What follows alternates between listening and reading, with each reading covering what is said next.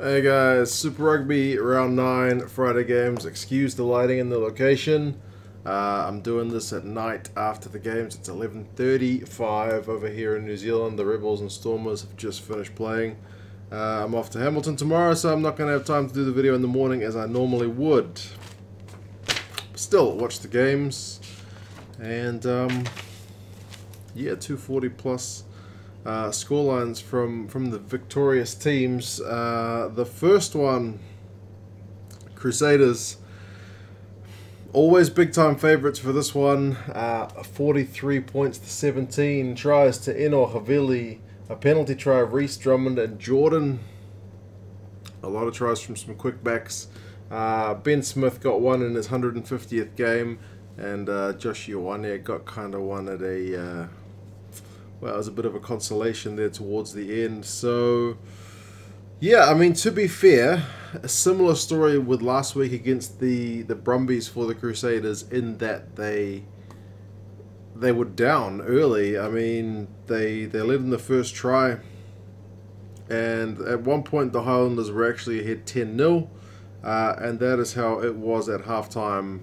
Well, not at halftime in terms of the scoreline. It was 10-7 because Eno's try was in the first half. But the Highlanders went in with a lead at halftime, much the way the Brumbies went in with the lead last week. But man, the second half was just Crusaders tries. You look at some of these times. Penalty try 52, Reece 57, Drummond 69, Jordan 76. Ugh. Yeah, man. The Crusaders just will hit you and punish you, and yeah, that's just the way it goes. So it's a bit stink for Ben Smith in his 150th game to get beaten so convincingly, but I suppose it happens when you go to Christchurch. The Crusaders are a pretty hard team to beat. So many of the guys look sharp. Will Jordan looked sharp when he came on. Sever Reece was sharp pretty much the whole game. David Havili didn't have as many chances as he has done in recent weeks. But yeah, I mean, I suppose it wasn't all peachy for the Crusaders. Their scrum did get penalised a lot. They as a team got penalised a ton, and you can kind of look at this one either one of two ways, because the penalty count was 17-5. You can look at it and say the ref should have yellow carded one of the Crusaders guys much earlier, because 17 penalties with only a yellow card right towards the end is a bit slack. Or you could look at that and possibly say that's a pretty one-sided ref to have such a one-sided count. Kind of depends on where you're from if you're thinking about that one. But disappointingly for the Highlanders, tackling percentage of 78 is not that good. It's below probably what we get for the Super Rugby average, and that was the Crusaders tackling. The Highlanders were at 67, which is just really, really poor. Yeah, it's not what they're supposed to be about. Whatever these changes Aaron Major has made, it's getting them more ball. Their position and territory was still fairly even, but their tackling was just way down. And their line out, 80%, but 17 out of 21. Too many times that line out ball's going astray. So, yeah, overall a pretty poor one for the Highlanders. Crusaders, they're pretty much sharp at everything. Bryn Hall is not the finished article because apparently he doesn't have the soccer skills to go through and score a try on his own. Although when he was kicking the ball through, he still managed to set up the try with the break that he made. Yeah, I think Matt Faddis at one point got an intercept, but he couldn't pull away. He ended up getting caught. Tompkinson dropped an intercept pass, which could have been another try, but it was really not going to make a difference in the result in this one because the Crusaders were just so sharp. The ref broke his whistle during the game as well. It was fortunate that he keeps a spare, because otherwise that would have been an interesting way to ref the game. But yeah, man, Crusaders very, very good.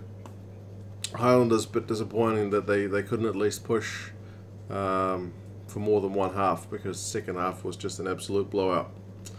The second game, Rebels against Stormers. Now this one is a bit of an upset because the Stormers have kind of been on the tour from hell. They've lost 3 in a row. They've not been looking good. They have been kind of looking progressively worse as the tour has got on.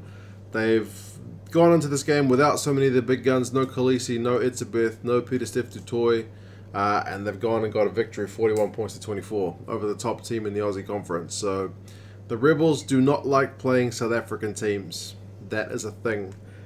For the Stormers, it was tries to Lades, Augustus, Stealende, and Tutu Ranel. For the Rebels, it was Reese Hodge, Will Guinea, and Campbell Magne.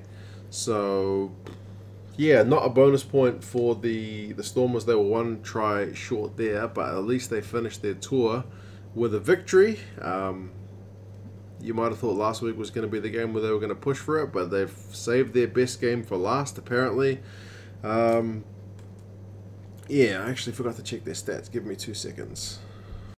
Right, back in business. The reason I wanted to check those stats is because I knew the Stormers were really lacking in ball this game. They spent a lot of the time making tackles, but they did that well. Tackling percentage at 88.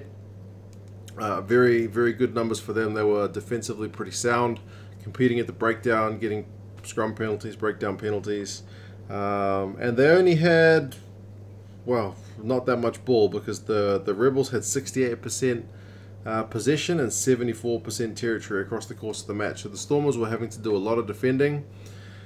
But when they got the ball, they would just strike, because remember I said the Highlanders' tackling percentage was bad?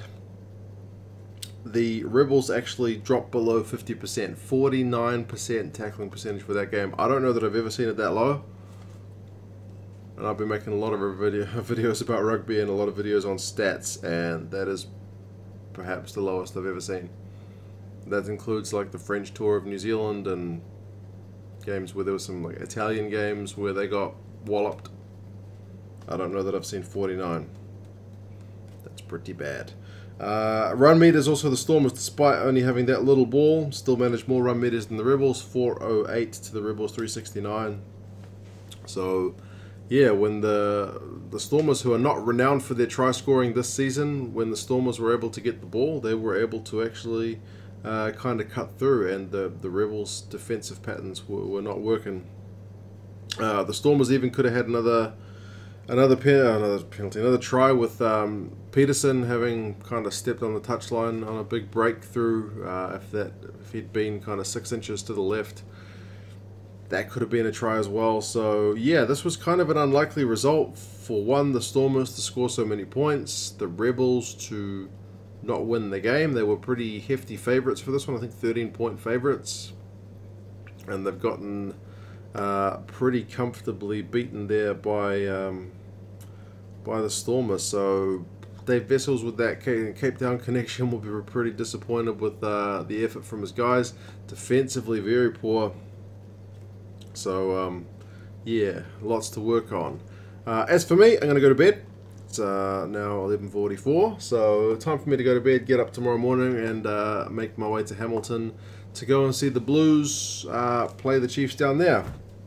Again, once I should say, yeah, sorry about the lighting and the location, but the normal location is occupied by perhaps a sleeping baby. So yeah, you guys let me know your thoughts on the games, and hopefully I'll be doing a video from Hamilton sometime tomorrow. Alright guys, see you later.